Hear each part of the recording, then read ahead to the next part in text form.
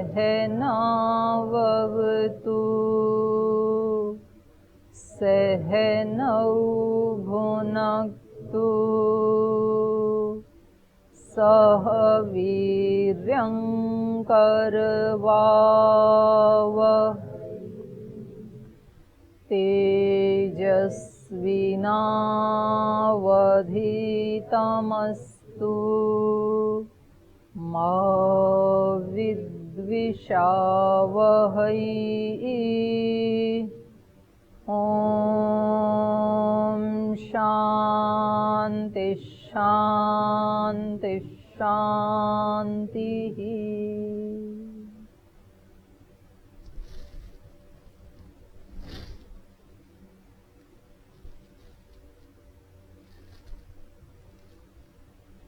सुख दुख और ज्ञान की परीक्षा चल रही थी, तो इनका कहना था कि सुख दुख और ज्ञान ये अलग अलग हैं, और जब ज्ञान हो जाता है तो सुख दुख नहीं होते हैं।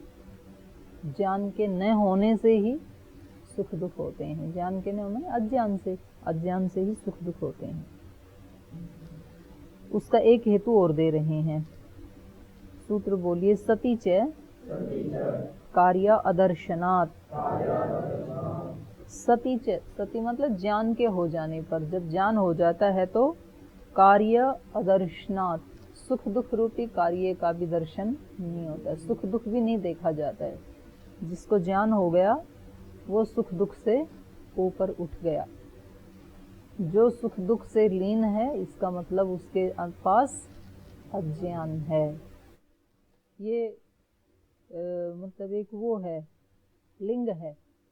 नहीं तो कोई भी व्यक्ति अपने आप को अज्ञानी नहीं मानता है, हर व्यक्ति अपने आप को ज्ञानी मानता है, और उसको वो दूसरों को भी मतलब ज्ञान देने से परहेज नहीं रखता है, दूसरों को भी बताता है ऐसे नहीं ऐसे करो। तो उसकी क्या पहचान है कि मेरे पास मेरे ज्ञान में जी रहा हूँ कि अज्ञान में जी रहा हूँ, ये पहचान बता रहा है शास्त्र। हम समय समय पे सुखी दुखी होते रहते हैं, इसका मतलब अभी ज्ञान की उत्पत्ति नहीं हुई है, अभी अज्ञान है। तो प्रात्यक्षिक माने प्रत्यक्ष से होने वाला, और लैंगिक माने अनुमान। तो करें दोनों में से प्रत्यक्ष या अनुमान के से ज्ञान होने पर कार्य अदर्शनात्, सुख दुख के कार्य न देखे जाने से ज्ञान की सुख दुख से भिन्नता सिद्ध है। प्रात्यक्षिक और लैंगिक ज्ञान होने पर भी सुख दुख कार्य, जैसे मुख प्रसाद माने मुख की प्रसन्नता, या दुख का कार्य क्या है, मुख मालिन्य, मुख की मलिनता, ये नहीं दिखते फिर। तो इससे सिद्ध होता है कि सुख दुख ज्ञान से भिन्न गुण है, अन्यथा ज्ञान की स्थिरता होने से मुख की प्रसन्नता या मलिनता सदा बनी रहनी चाहिए, ऐसा नहीं होता है। लेकिन अब ज्ञान के कारणों से सुख दुख के कारणों की भिन्नता दिखा रहे हैं। ज्ञान के कारण भिन्न है, सुख दुख के कारण भिन्न है। तो सूत्र बोलिए। एकार्थ समवायी कारण अंतरेषु दृष्टत्वात्। एकार्थ समवायी कारणांतरेषु दृष्टत्वात्। एक अर्थ का मतलब है यहाँ पर आत्मा, एक ही अर्थ में, एक ही पदार्थ में। समवायी कारणांतरेषु, समवायी कारण के रूप में ये तीनों रहते हैं, सुख दुख और ज्ञान। दृष्टत्वात् ऐसा देखे जाने से। कह रहे हैं यद्यपि सुख दुख और ज्ञान ये एक ही आत्मा में समवाय संबंध से रहते हैं, लेकिन फिर भी क्या है, ज्ञान के कारणों से सुख दुख के कारणों के भिन्न देखे जाने से।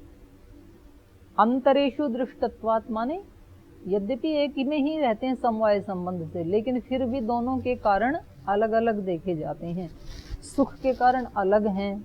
सुख के कारण कौन से हैं, जब हमें अनुकूलता कहीं उपलब्ध होती है वो हमारे सुख का कारण है। दुख का कारण क्या है, प्रतिकूलता का दर्शन। ज्ञान का कारण क्या है, ध्यान उपासना आदि।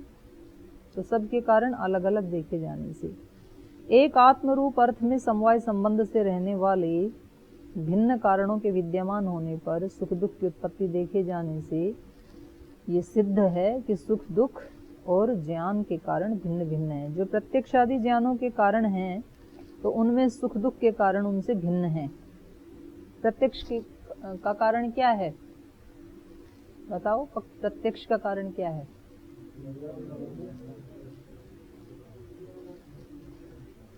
इंद्रिय और अर्थ का सन्निकर्ष, और वहां इंद्रिय और अर्थ के सन्निकर्ष से पहले आत्मा और मन का सन्निकर्ष है ना। चार के सन्निकर्ष से प्रत्यक्ष आदि ज्ञान उत्पन्न होते हैं। तो कह रहे हैं उनसे सुख दुख के कारण भिन्न है। सुख दुख के कारण क्या है? अनुकूलता प्रतिकूलता। तो जिन कारणों के विद्यमान होने पर सुख दुख उत्पन्न होते हैं, उन कारणों के विद्यमान होने पर प्रत्यक्ष ज्ञान आदि उत्पन्न नहीं होते, बल्कि विलक्षण कारणों के विद्यमान होने पर प्रत्यक्ष आदि उत्पन्न होते हैं। जैसे धर्म, सुख राग, सुख कारण इच्छा तथा सुख साधनों के उपादान का यत्न इत्यादि, सुख के अधर्म द्वेष, ये तो सुख के कारण हो गए। धर्म, सुख में अनुराग, सुख के कारण की इच्छा, ये क्या है? ये सुख के कारण है। सुख के कारण क्या है? धर्म सुख का कारण है। सुख में अनुराग होना, ये सुख का कारण है। सुख के कारण की इच्छा होना, ये सुख का कारण है। तो वो कह रहे हैं तो सुख के साधनों का उपादान यत्न इत्यादि हैं, ये सुख के हो गए। और अधर्म, द्वेष, दुख, ये साधन ज्ञान, ये दुख के कारण हैं। और प्रत्यक्ष आदि ज्ञानों के कारण क्या है? इंद्रिय अर्थ सन्निकर्ष आदि कारण है।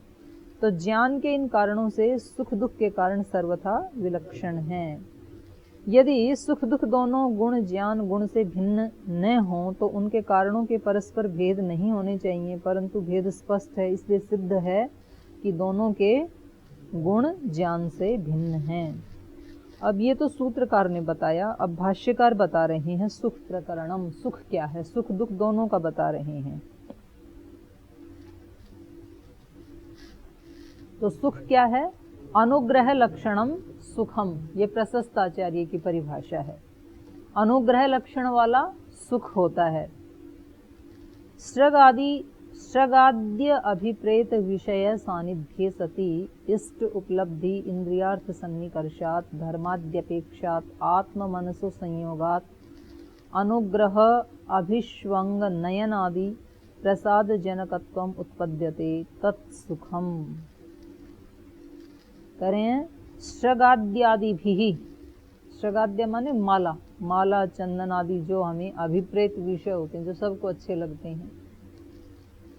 तो माला चंदन आदि अभिप्रेत विषयों के समीप होने पर, सृगाद्य भी अभिप्रेत विषय सानिध्य, सृग आदि जो अभिप्रेत विषय अभिष्ट विषय हैं उनके समीप होने पर, सानिध्य सति समीप होने पर, इष्ट उपलब्धि इंद्रियार्थ सन्निकर्षात्, और उन इष्ट विषयों के ज्ञान से या उन इष्ट विषयों की उपलब्धि से, उन विषयों के साथ इंद्रियों का जो सन्निकर्ष होता है, इष्ट उपलब्धि इंद्रिय अर्थ सन्निकर्षात्, जो इष्ट विषय हैं इंद्रियों का उनके साथ सन्निकर्ष होने पर, जैसे रस मेरे को इष्ट है और वो जिह्वा को मिल गया, तो इंद्रिय का उसके साथ सन्निकर्ष हो गया ना। तो इष्ट उपलब्धि इंद्रिय अर्थ सन्निकर्षात् धर्माद्यपेक्षात्, और धर्मादि की अपेक्षा से, एक तो ये कारण हुआ सुख का, दूसरा क्या है? धर्माद्यपेक्षात्, धर्मादियों की अपेक्षा से भी हमें क्या मिलता है? सुख मिलता है। जब कोई धर्म करते हैं, किसी की सहायता करते हैं, सेवा करते हैं, शुश्रूषा करते हैं, कोई अच्छा काम करते हैं, तो क्या मिलता है? हमें सुख मिलता है। तो धर्माद्यपेक्षात् आत्म मनसो संयोगात्, और ये होता कब है? आत्मा और मन का संयोग होने पर।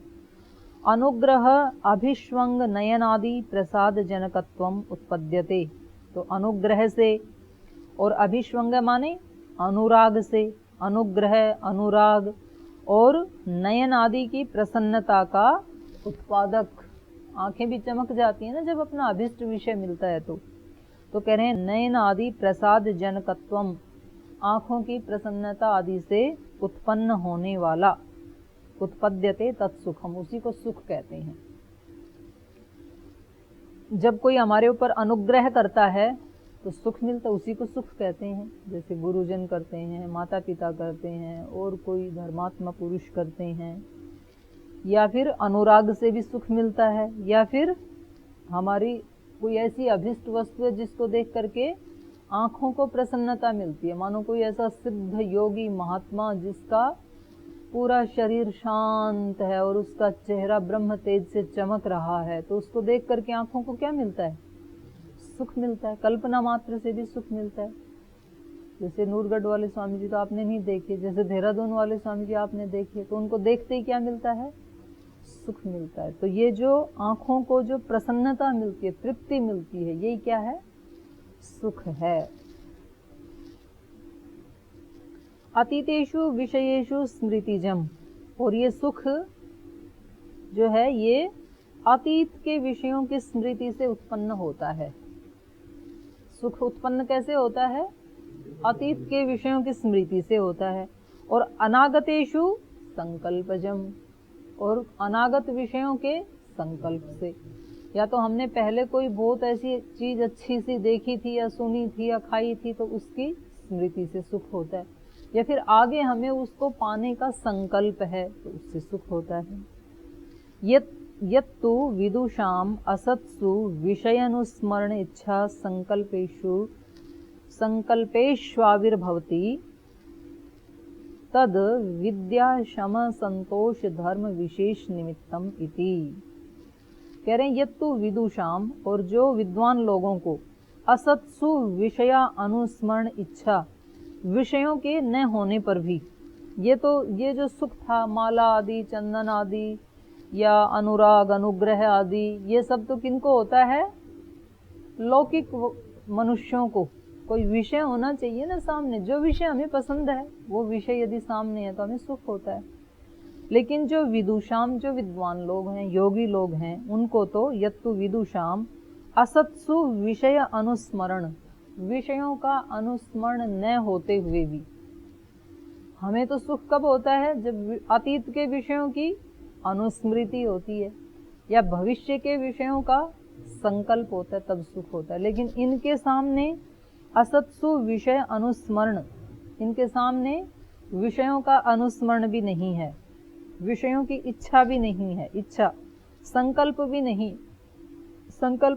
है। संकल्पेषु आविर्भवती न आविर्भवती, असत्सु आविर्भवती, माने उनके संकल्प का भी आविर्भाव नहीं होता है, उनके सामने कुछ भी नहीं है। तो फिर उनको सुख किससे होता है? कोई भी विषय नहीं है सुख का। तो कह रहे हैं उनको सुख होता है विद्या, शम, संतोष और धर्म विशेष निमित्तम इति। उनको ज्ञान से सुख होता है, उनको क्षमा, उनको शांति से सुख होता है। जब वो शांत अवस्था में होते हैं तब सुख मिलता है। संतोष, संतुष्ट सततम योगी, योगी कैसा होता है? सतत संतुष्ट। कभी कभी संतुष्ट तो सब लोग होते हैं, योगी सतत संतुष्ट होता है, तो उसको संतोष से सुख होता है। संतोष से सुख क्यों होता है योगी को? क्यों होता है?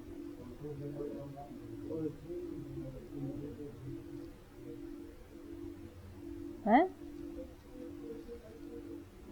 कुछ चाहता ही नहीं है ना, तो इसलिए संतोष से सुख होता है। कोई अपने डिमांड ही नहीं है, जितना हो रहा है कर रहा है। अब गंगा को क्या दुख होगा? गंगा की कोई डिमांड ही नहीं है, बहे जा रही है, जितना उससे सुख दिया जा सकता है दे रही है लोगों को। कोई ना ले तो भी कोई दुख नहीं है, और लाखों लोग सुख ले लें तो भी कोई उसको खुशी नहीं है। तो ऐसे योगी अपना काम किए जा रहा है। तो इसलिए विद्या से, शम से, संतोष से और धर्म विशेष से। धर्म विशेष मतलब ये शब्द कई बार आया है जी। धर्म विशेष मतलब योगस धर्म, कई बार ये शब्द आया, कल परसों भी आया था। धर्म विशेष मतलब योगस धर्म, योग से उत्पन्न होने वाला धर्म। तो विषय अनुस्मरण इच्छा संकल्पेशुर आविर्भवती तद, जब ये उत्पन्न नहीं होते हैं तब विद्या सम संतोष धर्म विशेष निमित्तम इति, तब यही उसके विशेष निमित्त होते हैं। इससे योगी को या विद्वान को सुख होता है। इस सुख के कारण थे। अब दुख प्रकरणम, दुख क्या है? सुख का विरोधी होने से सुख के अनंतर क्रम प्राप्त दुख का निरूपण करने के लिए भाष्यकार कहते हैं उपघात लक्षणम दुखम। उपघात लक्षण वाला दुख होता है, जो उपघात करता है, हमें कष्ट देता है, वो दुख होता है। और ये इसका भी बता रहे हैं, जैसे वहाँ माला चंदन आदि था, यहाँ क्या है? विषादी अनभिप्रेत विषय सानिध्य। विष, जहर आदि माने जिसको हम बिल्कुल नहीं चाहते हैं, आदि कहने से वो सारे विषय आ जाएंगे। विषादी अनभिप्रेत विषय सानिध्य। अनभिप्रेत माने अनाभिष्ट, जिसको नहीं चाहते हैं, उन विषयों का सानिध्य होने पर, सानिध्य सती, उनका सानिध्य होने पर अनिष्ट उपलब्धि, अनिष्ट की उपलब्धि हो जाए। जिसको नहीं चाहते हैं वो मिल जाता है, जिसको चाहते हैं वो मिलता नहीं है। जिसको देखना नहीं चाहते हैं वो हमेशा सामने खड़ा रहता है, जिसको देखना चाहते हैं वो दिखता ही नहीं है।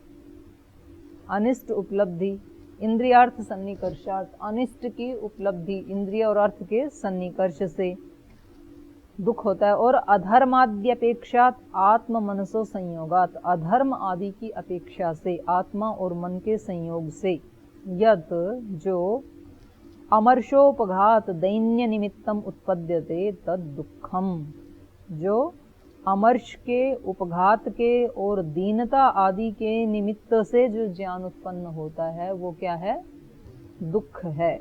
अमर्ष माने सहन न करना, असहनीय। उपघात मतलब चोट देने वाला, बाहर की चोट, अंदर की चोट, दो होती है। दैन्यम, दीनता आदि के निमित्त से, कि भाई अब तो यहाँ तो हम एक दीनहीन स्थिति में पहुंच गए। आप कहीं ऐसे किसी राजनेता के ऑफिस में चले जाएं और वहाँ कोई आपको पिए नहीं, अंदर घुसने ही ना दे, तो आप कहोगे भाई हम तो अपने वहाँ तो आचार्य थे, यहाँ तो बड़ी दीन स्थिति में पहुंच गई। कभी भोगा है क्या आपने? अमर्ष उपघात दैन्य निमित्तम उत्पद्यते, तो ये इनसे, अमर्ष से, उपघात से और दीनता के निमित्त से उत्पन्न होने वाला जो है उसको दुख कहते हैं। और ये भी अतीत और अनागत विषय में होता है दुख भी। अतीत में, अतीतेषु सर्प व्याघ्र चोर आदिषु स्मृतिजम, कभी किसी को सांप ने काट लिया था, पता नहीं कितने जन्मों पहले काटा होगा, तो अभी भी व्यक्ति थोड़े से अंधेरे में या घास फूस में जाता है तो एक कल्पना करता है कि कहीं सांप ना हो। व्याघ्र चौर आदिशु, किसी जंगली जानवर ने, व्याघ्र आदि ने या चौर आदि ने कभी उसको कष्ट दे दिया था, तो उसकी स्मृति करके दुखी होता है। अनागते संकल्प जमिति, या अनागत जो दुख है उसका संकल्प करके, उसका विचार करके कि कहीं ऐसा ना हो जाए, ऐसा ना हो जाए, जैसे सोचते ही रहते हैं ना हम, तो उसी समय जैसे जैसे सोचते हैं उसी समय दुख भी आ जाता है साथ ही साथ। तो ये सुख दुख का हो गया। अब कह रहे हैं एक ही आत्मा में कारण भेद से ज्ञान, सुख, दुख, इनका परस्पर भेद क्यों है? एक ही आत्मा में रहते हैं तो सब एक ही होने चाहिए ना। तो इसका समाधान करते हैं, कह रहे हैं एक देश इति एकस्मिन् शिरे पृष्ठम उदरम मर्माणि तद्विशेषेभ्यः।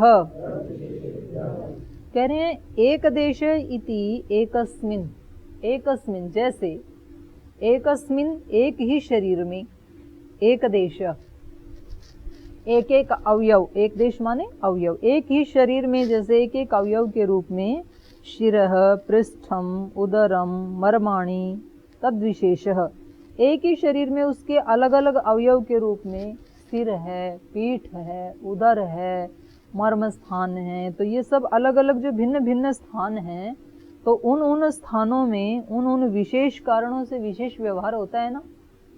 एक के तो भाग हैं सारे, फिर भी वो विशेष जो है, हाथ में हाथ जैसा व्यवहार होता है, उदर में उदर जैसा होता है, सिर में सिर जैसा होता है, तो अलग अलग विशेषता के कारण अलग अलग व्यवहार होता है।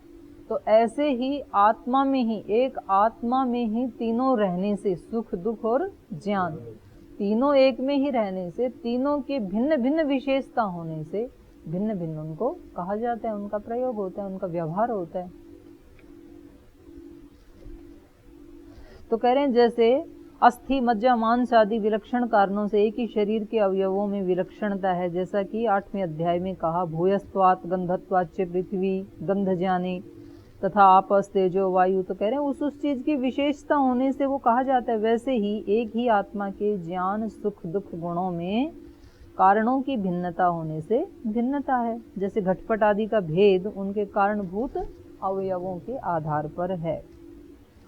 तो इति दशम अध्याय से आद्यमानिकम। अब दूसरा आह्निक। पहले आह्निक में बताया सुख दुख ज्ञान और उनके कारण। प्रस्तुत आह्निक में कारणों का विवेचन करते हुए अब उन्हीं कारणों को आगे बढ़ा रहे हैं। प्रथम सूत्र में सूत्रकार समवायी कारण का वर्णन कर रहे हैं। कारण कितने होते हैं? समवायी कारण, असमवायी कारण और निमित्त कारण। तो उसमें सबसे पहले समवायी कारण बता रहे हैं। कारणमिति द्रव्ये कार्य समवायात। कह रहे हैं द्रव्य में कारणम इति कार्य समवायात, द्रव्य में कार्य का समवाय होने से यह इसका समवायी कारण है, ये व्यवस्था होती है। कह रहे हैं कारण के 3 भेद हैं, समवायी कारण, असमवायी कारण और निमित्त का। उनमें से इस सूत्र में समवायी कारण अभिप्रेत है, अर्थात यह समवायी कारण है। ऐसा ज्ञान या व्यवहार केवल द्रव्य में होता है, गुण और कर्म में नहीं होगा, क्योंकि प्रत्येक कार्य द्रव्य में ही समवाय संबंध से आश्रित रहता है। द्रव्य गुण कर्म तीनों प्रकार के कार्य द्रव्य में समवेत रहते हैं। तीनों ही किस में रहते हैं? द्रव्य किस में रहता है? द्रव्यत्व किस में रहता है? गुण किस में रहते हैं? कर्म किस में रहते हैं? तीनों द्रव्य में ही रहते हैं। तो तात्पर्य यह है कि कार्य मात्र का समवायी कारण द्रव्य है। जैसे द्रव्य का तंतु या मृतकण या वस्त्र या घट के, इन सब के जो कारण होते हैं, जैसे वस्त्र का समवायी कारण क्या है? तंतु, तो किस में रहेगा? वस्त्र में। घट का समवायी कारण क्या है? मिट्टी, मिट्टी किस में रहेगी? घट में, घट रूपी द्रव्य में। तो ऐसे ही बता रहे हैं कि जैसे तंतु, मृतकण, वस्त्र, घट, तो इनका फल रूप रस गंध आदि, और कर्म का समवायी कारण कौन है? पैर।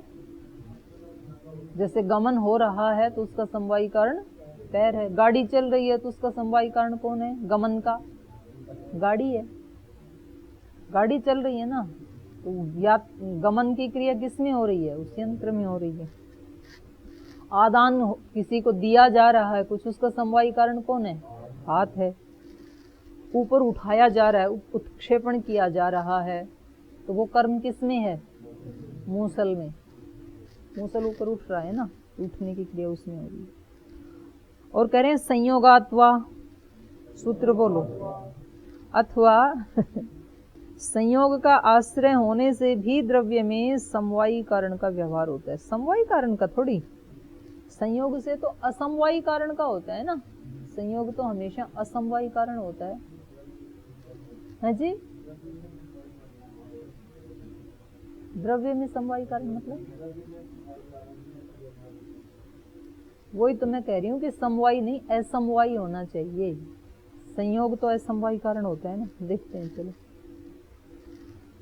कार्य द्रव्य के समवायी कारण उसके अवयव द्रव्य होते हैं, ये तो ठीक है। उन अवयवों का परस्पर संयोग, अच्छा, उन अवयवों का परस्पर संयोग उस कार्य द्रव्य का असमवायी कारण होता है। संयोग तो हमेशा असमवायी कारण होता है ना, समवायी कारण होता ही नहीं है।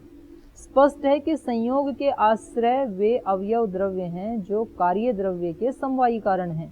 तो इस प्रकार संयोग का आश्रय होने से द्रव्य में समवायी कारण का व्यवहार होता है।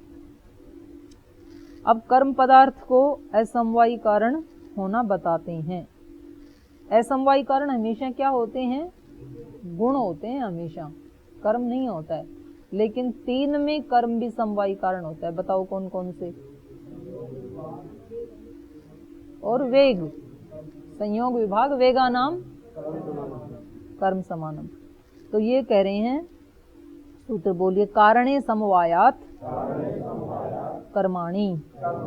कारणे माने समवायी कारणे, समवायी कारण में समवाय होने से कर्माणि, कर्म भी असमवायी कारण बन जाते हैं। ऊपर से असमवायी कारण की अनुवृत्ति आ रही है, लेकिन कर्म असमवायी कारण कहाँ कहाँ बनेंगे? संयोग में, विभाग में और वेग में।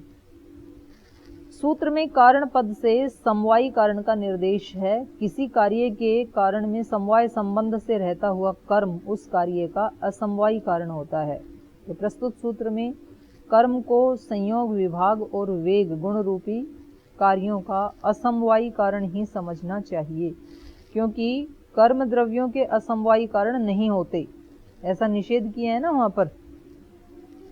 अतः द्रव्य समवायी कारण है, उस द्रव्य में समवेत होने से कर्म संयोग, विभाग और वेग के असमवायी कारण होते हैं। बता दिया। जैसे तोप से छूटे हुए गोले का किले की दीवार से जो संयोग हुआ, तो वो गोले का हुआ, इसलिए गोला उसमें कारण है। गोले के कर्म से दीवार के साथ संयोग हुआ, इसलिए वहां कर्म भी कारण है। और गोला क्या है? द्रव्य है, इसलिए वो क्या हो गया? समवायी कारण हो गया। कर्म इस समवायी कारण गोले में समवेत है, इसलिए वह संयोग का असमवायी कारण हो गया। तो इस प्रकार गोले का तोप से विभाग हुआ, उस विभाग का गोले से समवायी कारण है। गोले में समवेत कर्म विभाग का असमवायी कारण है। गोले में जो वेग उत्पन्न हुआ, उस वेग का समवायी कारण कौन है? गोला। उस गोले में समवेत कर्म और गोले के वेग का वही कर्म क्या हो गया? असमवायी कारण। तो ये वेग का भी हो गया, संयोग का भी हो गया, विभाग का भी हो गया। अब सूत्रकार रूप आदि गुणों का असमवायी कारण होना बता रहे हैं। तथा रूपे कारणैकार्थ समवायाच्च। और कह रहे हैं वैसे ही जैसे कर्म में बताया था, वैसे ही रूपे, रूप में भी कारणैकार्थ, समवायी कारण के रूप के साथ एकार्थ समवायाच्च, एक अर्थ में समवाय होने से ये रूप भी क्या हो जाता है? असमवायी कारण का व्यवहार हो जाता है। जैसे कर्म कुछ गुणों का असमवायी कारण होता है, उसी प्रकार कार्य के रूप का कारण, कार्य के रूप का कारण का रूप असमवायी कारण हो जाता है। माने जो रूप तंतु में था वही रूप किस में आ जाएगा? वस्त्र में आ जाएगा।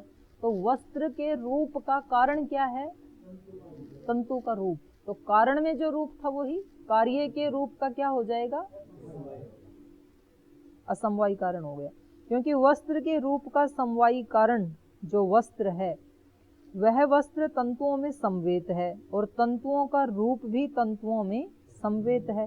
तो इस संबंध से अर्थात कारण के साथ, कारण है वस्त्र, कारण के साथ एक अर्थ में, एक अर्थ माने तंतुओं में समवाय से अवयवों का रूप अवयवी के रूप का असमवायी कारण हो गया।